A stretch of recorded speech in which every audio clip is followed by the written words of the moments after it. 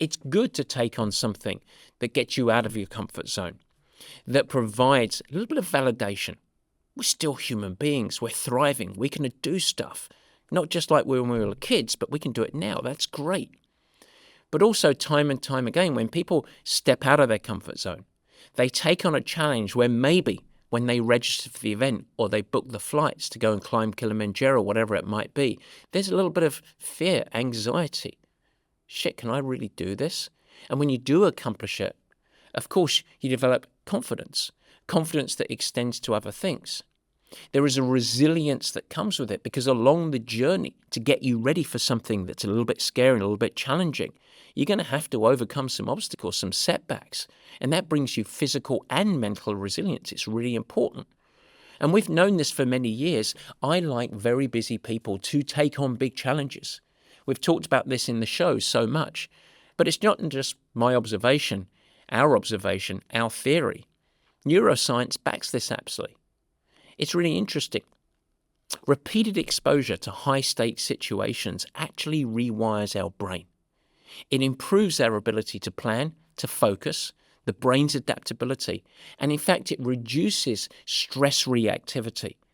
In other words, it equips us to handle high-pressure situations. And this is important. So these big goals that we take on, they don't just make you fitter. They don't just build a platform of health. They literally reshape your brain to enable you to become more adaptable, more resilient under pressure. And where does that lead us? Well, the brain doesn't understand the context it is in. So when we take on these challenges, as Miguel is doing in our case study, it's incredibly powerful because he goes on a journey where, yes, he's going to get pride and satisfaction, but he actually receives brain training to enable him to thrive more across other aspects of life. And that becomes, well, pretty cool, I think. But let's talk about Miguel in the context of the show as it relates to off-season. And so I'll come off of my tangent and I'll go back. Miguel, new to triathlon, okay, pretty new. So 2024, I have to go back, 2024 was his first season.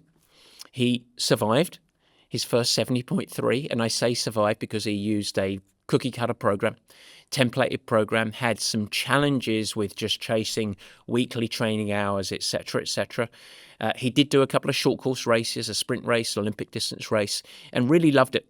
And he signed up for Ironman Lake Placid.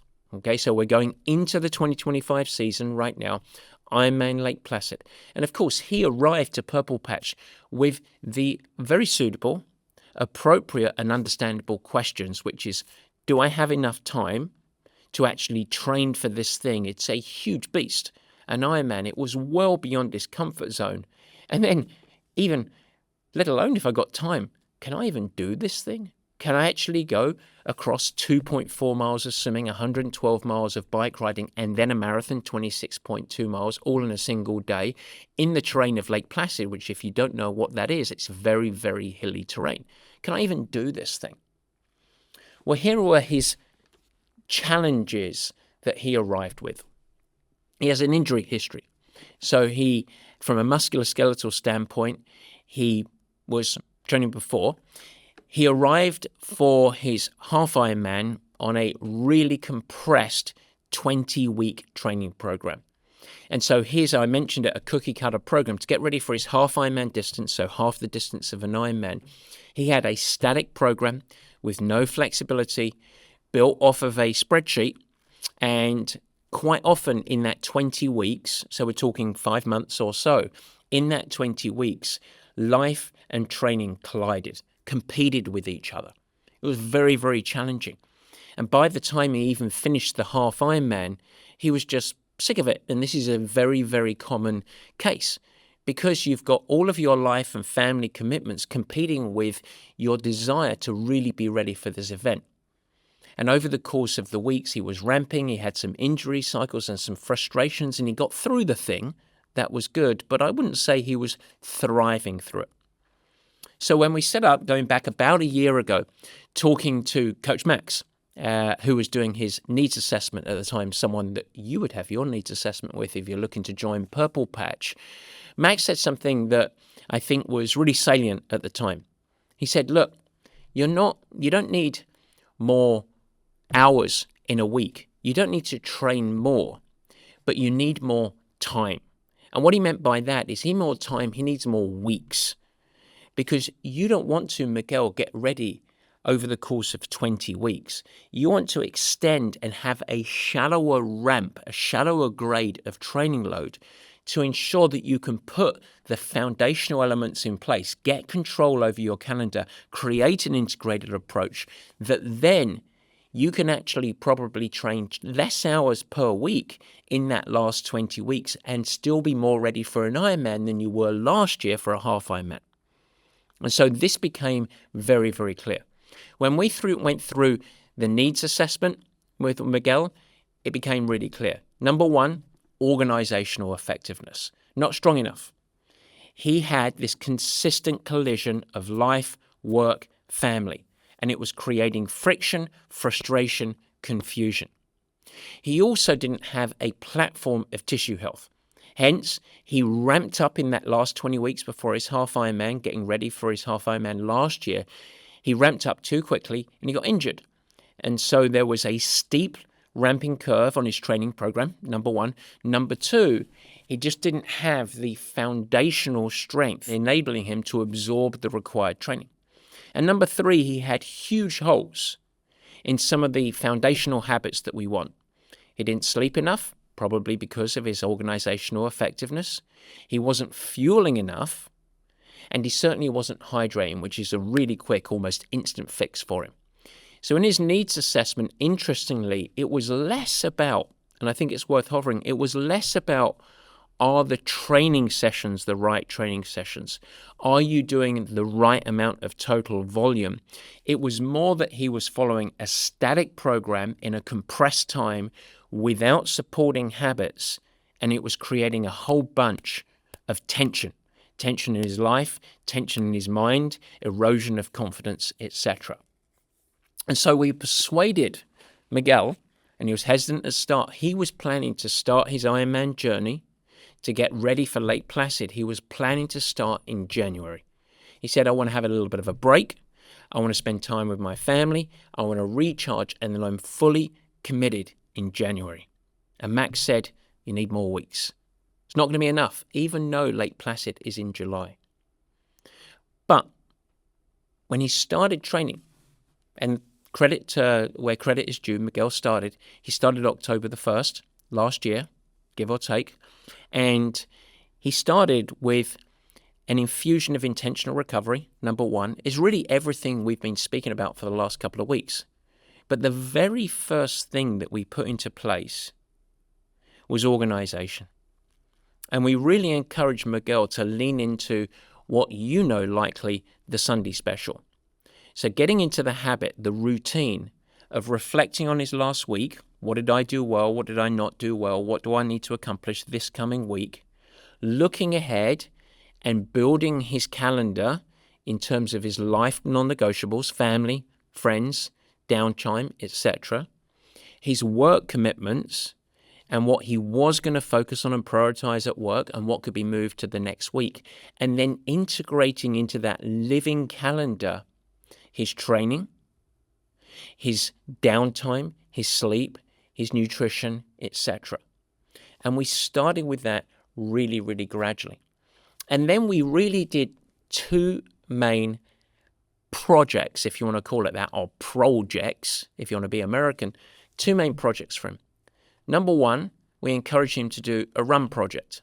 Now, you might think that this is training for a marathon or something. After all, he's getting ready for an Ironman, but it was quite the reverse. We said, we want to build up your running resilience, so the integrity of your tendons, muscles, and ligaments to absorb Ironman-type training in the spring and early summer. So over the course of the winter, you're going to keep all of your running very, very easy, and we're just going to focus on technique, posture, and frequency. And so he decided to do a project of, can he run over 3 months almost every day? And he actually ran every single day, October the 1st till December the 31st. That sounds crazy, but not if every run included walk breaks. Some of the runs were only 10 minutes coming off the bike or following a strength. And he was running really, really easy with just a little bit of technical work and some strides, some speed-based stuff just to activate the neural system. Very, very easy. That was his run project. And over the course of time, he was not chasing fitness. He wasn't looking for speed return in running. As he said, and this is where I actually stole this from, he said, I'm just training the periphery. I'm not training the central system. Now, what he meant by there is I'm not training the cardiovascular system, heart and lungs. I'm just training the tissues and muscles. And that's exactly what we wanted him to do. So he did that. That was his number one project. His other project that he did was to develop bike skills. And we did this. He loyally came almost to every single live session that I coached. Now, he was remote. He doesn't live in San Francisco with me, but it was via video, two-way video. And he doubled down on learning how to ride a bike. And there's the truth. That's a bit of humility there for him. So I know how to ride a bike. I can keep it upright, but I don't understand how to get best speed return. It was almost a foreign concept to him when I started to talk about not just the power you produce, but the speed you can get from that power. So he spent the whole 3 months, October, November, December, looking to become a better craftsman of the bike, leveraging the terrain that we infuse in our sessions and leveraging the technique sessions that we do in off-season when you're not worried about driving fitness gains, when you're not chasing readiness to go and ride 112 miles. And that decompression of looming race goals enabled him to actually, in a really fun way, become better, just to become a smarter bike rider. And those were his primary two. Now, he still did strength training. He did a little bit of swimming. But he was probably training about 50% of the total training hours that he was doing getting ready for his half Ironman. That becomes really, really valuable and important because, therefore, by definition, he had more time to spend with his family and, of course, apply to his work. He was getting intentional recovery, but he was still laying this foundation. The other thing that we did that I think is worth noting here, and this was really something that we didn't emphasize as a coaching team, but Miguel brought this forward, is he started to really lean into the community, the Purple Patch Hub. And he said that straight away, right from October, November, December, when he went into January, he said, I've got eyes wide open, because he understood the journey and the consistent engagement. He decided to lean in to our hub, our online community.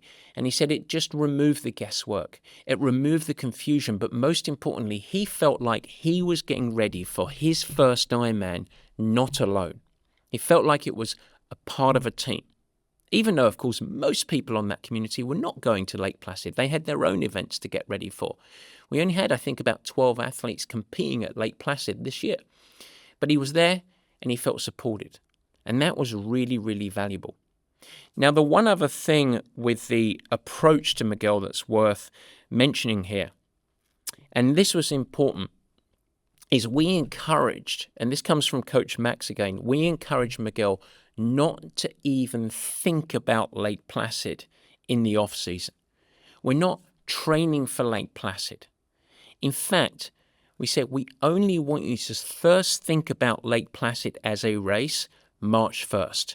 That was it. Before then, you're just preparing. So we have the classic off-season until the end of the year. January, February, you're still doing off-season type work, but you're starting to build into a little bit more central cardiovascular system, some fitness, some speed, some power, some strength. And then in March time, you can turn the brain on. That's where we put the X in the calendar. And that was liberating for him because he didn't suddenly have a 30 or 40 week program to get ready for Lake Placid. He had training for preparation, intentional recovery, becoming a better craftsman, his own little challenges. And then he showed up in March, and you know what he was? He was ahead of the game. He had control. He had an environment and systems in place that then, when we could actually ramp up the training, start to increase the demands, he was able to manage. He had levers to pull because he had an established system. And I would highlight here, it is almost impossible for any athlete to create systems to establish control when you are building those systems while at the same time ramping for a race. And so the commitment to October, November, December was the very thing that gave him control when really he hit the meat and potatoes of his season. This is it.